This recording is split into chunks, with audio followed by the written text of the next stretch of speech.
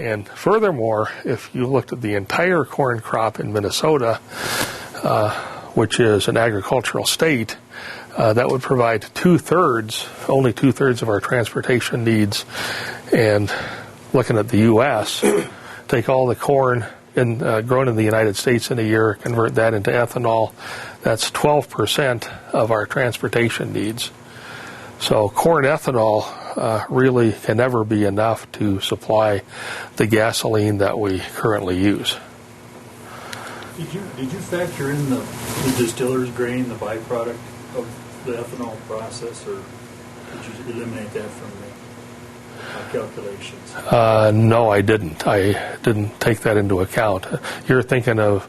as far as what's left, you can still feed to cattle in that from making ethanol. Right, But yeah. I don't know if you factored any of that into it. This was an energy calculation. So I just looked at the energy that you would get from the ethanol. And I could have looked at the energy that you get from burning distiller's grain, for example. And that's something that they look at when they look at cellulosic ethanol. That's a little bit different, and the process is not commercially developed. But instead of dried distiller's grain, the byproduct is lignin. And in schemes that they talk about for making commercial cellulosic ethanol, they take the lignin and they burn it in the process. And then they say there's some left over that they can convert into electricity. But I didn't think about grass.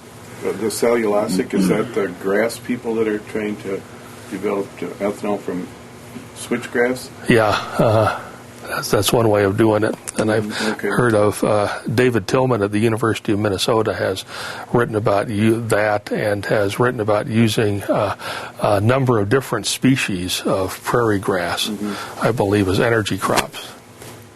Yeah, so that would be cellulosic ethanol. But the technology has not yet been developed for that. And to scale up wind, okay, so for all of Minnesota, we need 17,000 wind turbines to produce the electricity.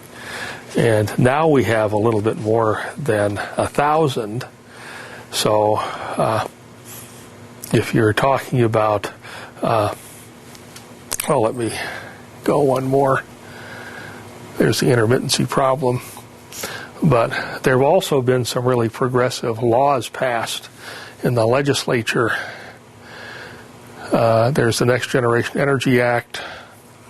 And let me skip to Renewable Energy Standard, which requires the percentage of the state's electricity from wind, solar, electric, and other renewables to increase to 25% by 2025. Okay, so here's the calculation. To get all our electricity from wind, assuming that our electricity use doesn't grow with the population or faster than the population, but to get all our electricity from wind, we need 17,000 wind turbines. Now we have 1,000 already, so we need 16,000 more by 2025. That is, we just need 25% of our electricity from wind. So that's 5,000 wind turbines. Say we have 1,000 already, so we need 4,000 more by 2025, and that's 16, 17 years. So that's 250 a year. And if we installed 200 wind turbines this last year, then that's something that's feasible. So this goal that the Renewable Energy Standard puts into law is a reasonable goal to work towards.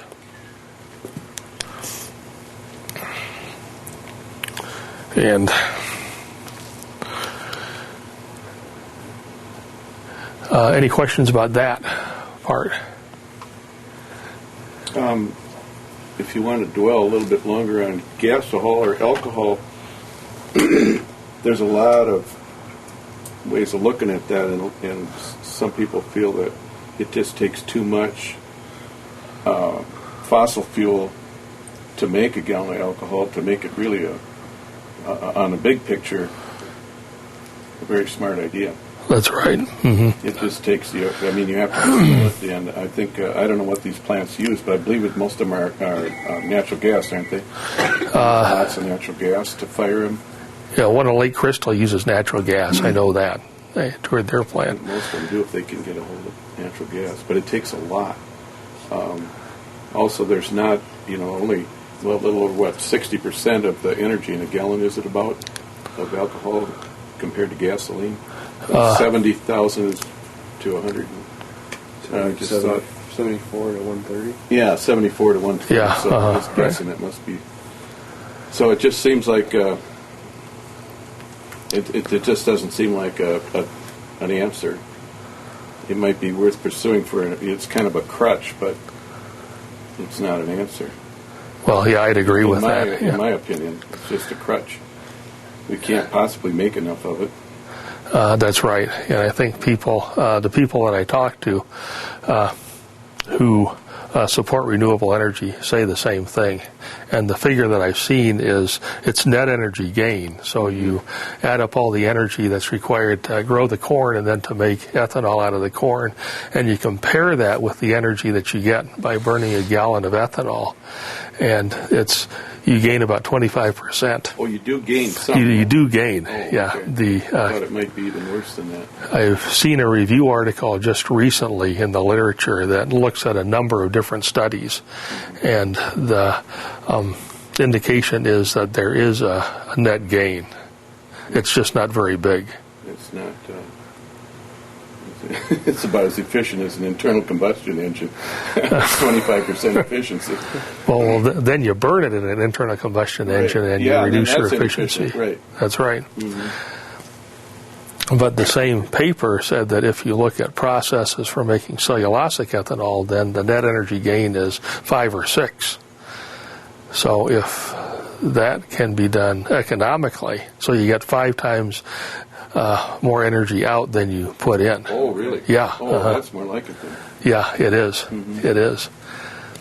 So if people can get the economics for cellulosic ethanol, that would make a big difference.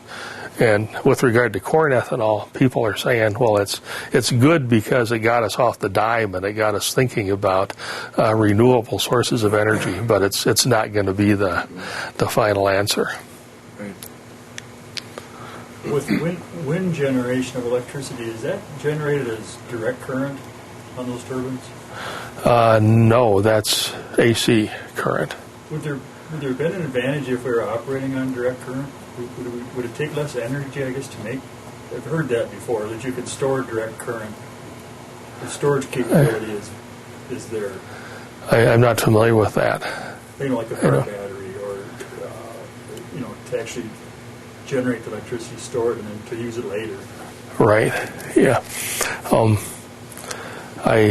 It'd take an awfully big battery to store the wind energy that you get from a 1.65 megawatt turbine. So it may be that people are thinking about that, but I don't. Not with car batteries. Anyway. I heard way back when the farms had these wind turbines, but they actually stored direct current in these batteries, and they were able to use it. Yeah. On a small scale, you can do that, but one little generator, enough for one farm maybe, but not even enough for one farm nowadays. The old days, that is what they did. The old wind generators were DC. They just charged up some old 12-volt batteries or 6-volt maybe in those days. But that sure wouldn't work on. And then you'd have electricity for your farm. Right, yeah, for the night. But they didn't, they didn't do much with electricity in those days. Mm-hmm. They had a light bulb and maybe a motor or two. And they didn't leave their computers on. No. Well, although I have seen a house that's off the grid. It's Rich Hilskamp's house. He's a CERT Southeast CERT member, and what he has is a wind turbine and a photovoltaic panel, and the electricity that's produced goes into batteries there for his house, and then when the wind's not blowing and the sun's not shining, then he gets the electricity from the batteries. And then there's an inverter to convert the DC from the battery into AC for the house. Yeah. But for a city, then it's a little bit more difficult to store. I've seen a scheme just recently where you use the electricity from the wind to electrolyze water to make hydrogen,